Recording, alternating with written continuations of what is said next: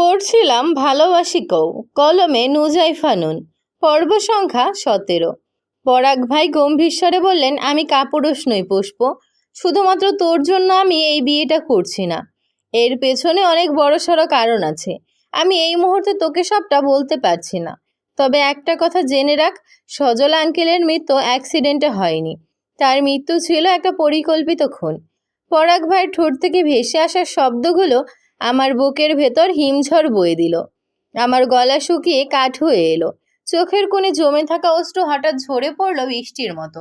আমি দৌড়ে রুমের ভেতর প্রবেশ করি। সমস্ত লাজ লজ্জা অপমান ভুলে পরাগ ভাইয়ের শার্টের কলার চেপে ধরি। ভেজা গলায় বলি, আমার বাবাকে কে খুন করেছে? বলুন না পরাগ ভাই, কে মেরেছে আমার বাবাকে?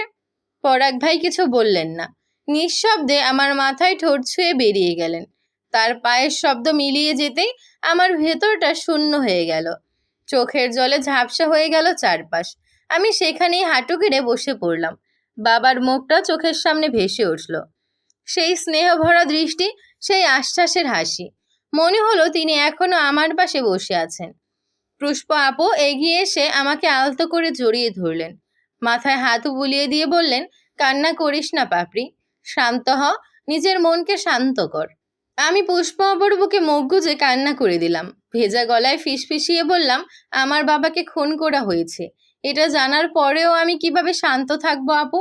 আমার বাবা তো কারো কোনো ক্ষতি করেনি। তাহলে কেন বাবাকে অকালে প্রাণ দিতে হলো? পুষ্প আপু আমার চোখের জল মুছে দিয়ে দীর্ঘশ্বাস ফেললেন। কোমল স্বরে বললেন, আঙ্কেল একজন সৎ পুলিশ অফিসার ছিলেন। তার জন্য অপরাধীদের অপরাধ সামনে এসেছে। হয়তো অনেকে জেল, আবার ফাঁসিও হয়েছে। অসংখ্য শত্রু তৈরি হয়েছিল আঙ্কেলের। হয়তো তাদের মধ্যে থেকে কেউ প্রতিশোধ নেওয়ার জন্য আঙ্কেলকে খুন করে দিয়েছে। আমি হঠাৎ বুকের ভেতর এক অদ্ভুত শান্তি অনুভব করলাম।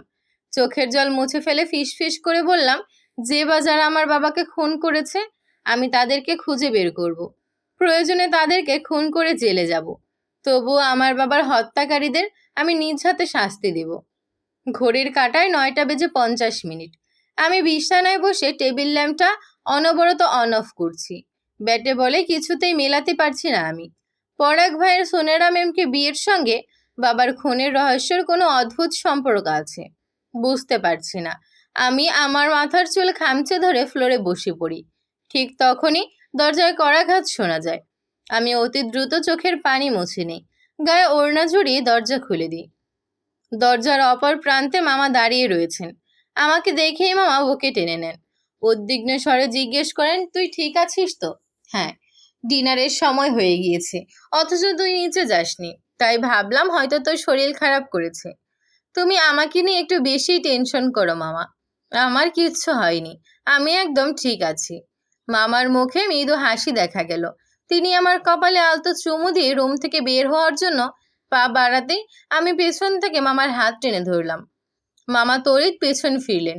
চিন্তিত স্বরে বললেন, কিছু বলবি? তোমার জন্য একটা খুশির খবর আছে মামা। কি? আমি কানাডা যাচ্ছি না, আমি তোমাদের সাথেই থাকবো। মামা খুশিতে প্রায় কেঁদেই ফেললেন। আমাকে জড়িয়ে ধরে বললেন, যখন তুই বলেছিলি কানাডা চলে যাবি, কষ্টে আমার বুকটা ফেটে যাচ্ছিল। আমি বুকে পাথর চেপে পাসপোর্ট অফিসে গিয়েছিলাম। তোকে জোর গলায় বলতে চেয়েছিলাম তুই আমাদের ছেড়ে যাস না। কিন্তু তুই কানাডা গিয়ে হয়তো ভালো থাকবি, সুখে থাকবি, এই কথাটা ভেবে তোকে আর জোর করিনি। আমি কিছু বলার আগে নিচ থেকে মামির হাঁক শোনা গেল। মামি ডিনারের জন্য ডাকছেন। আমি আর কথা বাড়াই না, মামার সাথে নিচে চলে আসি। ডিনারে আজ শুধু ইলিশ মাছের তরকারি করা হয়েছে। কাটার জন্য ইলিশ মাছ খুব একটা পছন্দ করি না আমি। আমার পছন্দ পাঙ্গাস মাছ। এতটাই পছন্দ যে পাঙ্গাস মাছ শুধু লবণ হলুদ দিয়ে সিদ্ধ করে দিলেও আমি খেতে পারি। পরাগ ভাই আবার পাঙ্গাস মাছ পছন্দ করেন না। পাঙ্গাস মাছ দেখলেই তিনি নাক সিটকান। তিনি আমার পাশের চেয়ারে বসেছেন। বড় মামি সবাইকে খাবার সার্ভ করে দিচ্ছেন। তিনি জানেন আমি ইলিশ মাছ পছন্দ করি না। তবুও বড় একটা মাছ আমার প্লেটে তুলে দিলেন। পরাগ ভাই সাথে সাথেই আমার প্লেট থেকে মাছটা নিজের প্লেটে তুলে নিলেন। আমি কিছু বললাম না। তবে মামা চুপ করে থাকলেন না। তিনি গর্জে উঠলেন, খাওয়ার সময়ও কি তুই মেয়েটাকে দুই দণ্ড শান্তি দিবি না? প্লেটে এত মাছ থাকতে তুই ছুটকির প্লেট থেকে মাছটা কেন নিলি? মামার বকাঝকার পর একটু গম্ভীর হয়ে গেলেন পরাগ ভাই। চারপাশের কোলাহল এক মুহূর্তে স্তব্ধ হয়ে গেল।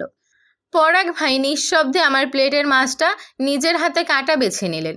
তারপর উপস্থিত সবাইকে অবাক করে দিয়ে মাছের টুকরোটা আবার আমার প্লেটে রেখে বললেন, আমি নিজে খাওয়ার জন্য মাছটা নিইনি বাবা। পাপড়ি কাটার জন্য মাছ খেতে পারে না, তাই কাটাটা ছাড়িয়ে দিলাম। ঘরে আবারও নিস্তব্ধতা নেমে এলো। বড় মামি, মামা সকলে একে অপরের দিকে তাকাচ্ছেন। হঠাৎ করে পরাগ ভাইয়ের অদ্ভুত যত্নশীলতা সবাইকে নির্বাক করে দিয়েছে। আমি লজ্জায় মাথা নিচু করে ফেললাম। মাছ খাওয়ার আগেই বুকের ভেতর কেমন জানি কাঁপুনি ধরল। মনে হচ্ছিল চারপাশের চোখগুলো আমাকে না দেখে কেবলই আমাদের দুজনকে দেখছে।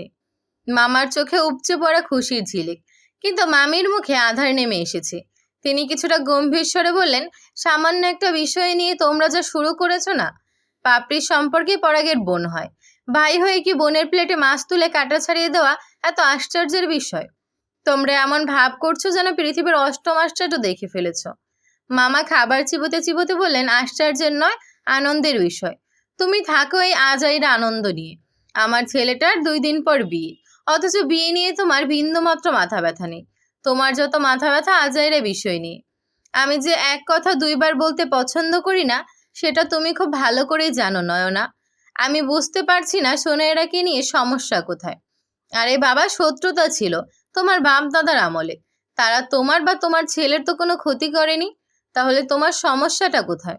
সোনেরা দেখতে সুন্দরী, শিক্ষিতা, কত বড়লোক বাড়ির মেয়ে। সোনেরা এই বাড়ির বউ হয়ে এলে আমাদের মান, সম্পদ, ধন সম্পদ সবকিছুই বেড়ে যাবে।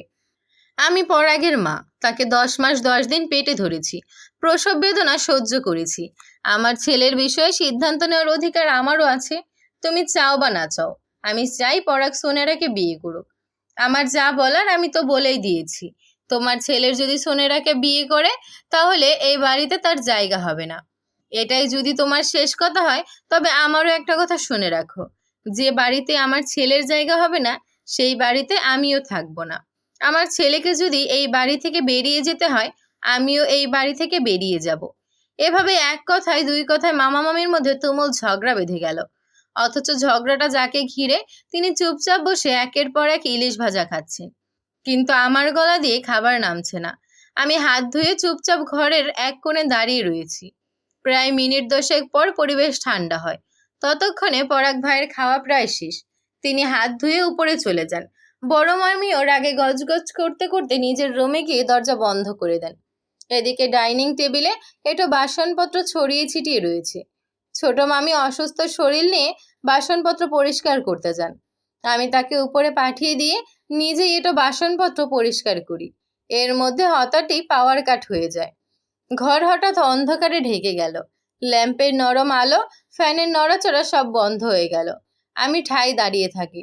হঠাৎ মনে হলো কেউ আমার দিকে এগিয়ে আসছে।